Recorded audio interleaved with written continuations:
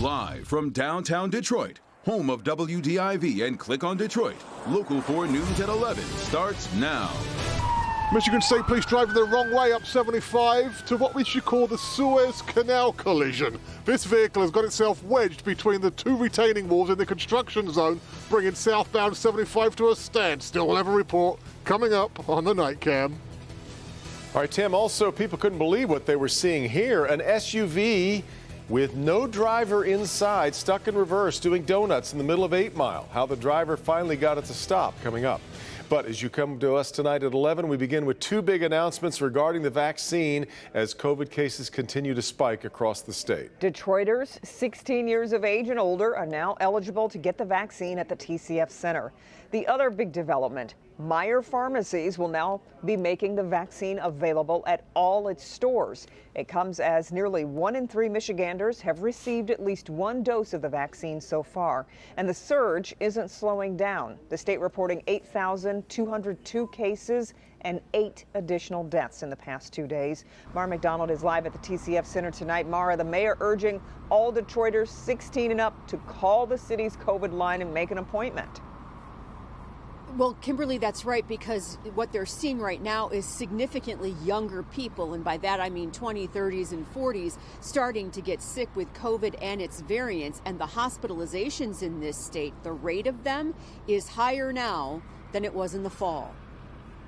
If you take a look at this graphic from January to now, it really tells the story. Cases are spiking, and so are hospitalizations statewide. Mayor Mike Duggan putting these numbers into context for Detroit. The city of Detroit, we've doubled just in the last 10 days to a 10% infection rate. That's a rate we haven't seen really since last year.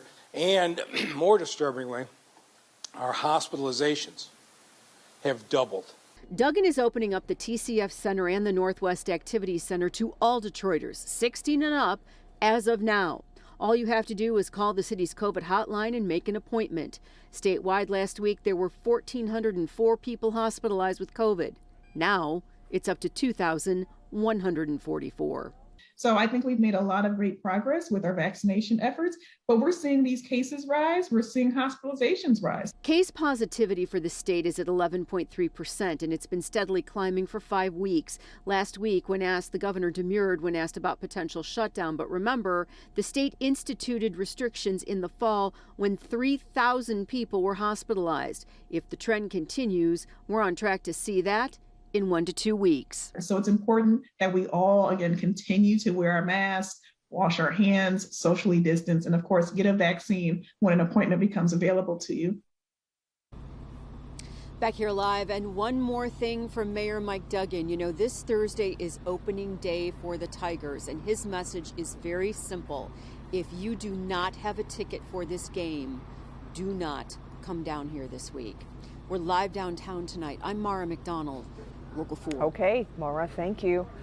A huge backup tonight on the southbound lanes of I-75 at 9 Mile. A crash in the construction zone blocked both lanes. Tim Pamplin on the scene with the night cam. Tim. Michigan State Police giving this driver a field sobriety test. Follow the finger. How on earth did you get your vehicle jammed like the Suez Canal ship got stuck in the canal? Now, blocking 75 southbound as far as the eye can see. Tow trucks can't even get through. This is again the construction zone, southbound 75 at 9 Mile. This driver somehow lost control and got her Honda minivan wedged between the two retaining walls here. No cars can get by and she can't get her vehicle out. They're waiting for the tow truck to arrive, and Michigan State Police troopers are trying to figure out how on earth she managed to get into this situation, and these drivers are just hoping they can hurry up and get to where they're going. An unusual sight for sure, right along 75 with a night cam. Tim Pamplin, Local 4. All right, Tim, and traffic has just reopened in that area, but now let's get to a wild scene this afternoon on Detroit's west side as an SUV gets stuck in reverse with no driver inside. And this is what it looked like on 8 Mile with the SUV doing donuts while a woman desperately was trying to get the door open. Now, thankfully, no one was hurt. Priya Mann talking with the driver who took this video. He still can't believe what he saw. Jimmy Ellerby was on 8 Mile, headed to his company, Nationwide Landscaping. The light had just turned green and Jimmy started to accelerate. Now imagine seeing this in the middle of a busy road. She came close to getting hit by her own car. That's something you rarely hear. But then again, how often have you seen this? I was like, what's going on? Because at first the wind is kind of sunny, so you can't see in the truck. So it looked like someone was in the truck and she was kind of chasing after the truck. Before he started recording, Jimmy was almost hit. And I kind of dodged it and everything. But by the time I finally stopped and I tried to put my hazard lights on to signal other people to stop, because other people was just flying down 8 Mile, you know, the car was starting to swerve around in a circle on 8 Mile. As the woman tried desperately to get back in her truck, other drivers almost slammed into her. A couple cars kept going and like trying to swerve past. Because at first it looked like a chaotic scene. It looked like somebody was fighting somebody for the car, or it didn't look like what was going on. I could tell she was concerned about, you know, everybody else, making sure no one else, you know, got hurt and stuff like that. She was trying her best. Jimmy says when he saw other people stop to help, he started recording. One guy stopped and tried to put a brick down to stop the truck. And then another guy tried to use something smaller. Then he went back to his car and got the jack and bust the window out with the jack. He was the hero, wherever he is. Because he hopped in, he smashed that window, and then he hopped in and got that truck to stop. His Facebook post has garnered more than 160,000 views. Now that I know that she's okay and everybody's okay, it's comical. It was like, wow, on 8 Mile. Fortunately, nobody got hurt, so that's good.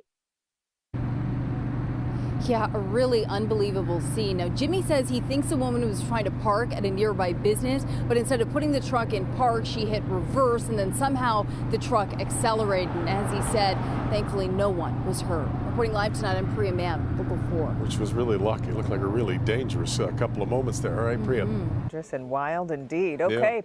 Yeah. Well, 6 members of the DIA Board of Directors resign in protest over the board's decision to retain the museum's embattled director. And tonight, sources are telling Local 4 more resignations are imminent.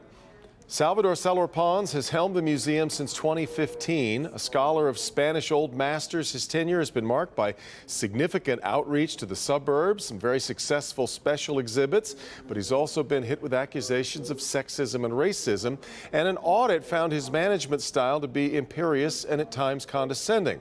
Tonight, Wayne County's executive Warren Evans weighed in. His wife Renata sits on the DIA board. Evans released a statement reading in part, "I commend the members of the Detroit Institute of Arts Board of Directors who resigned today for taking a principled stand against workplace harassment and insular management styles.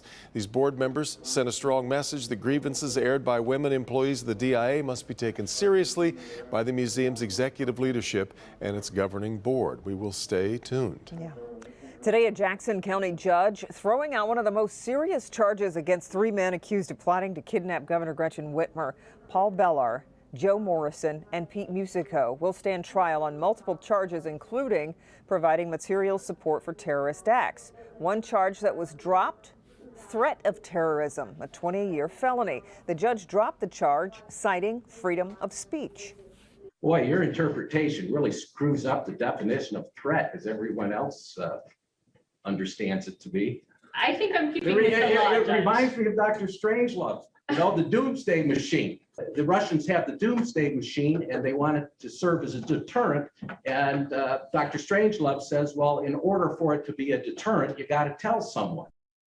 Attorney General Dana Nessel says she will explore all options for reconsideration of the charge moving forward.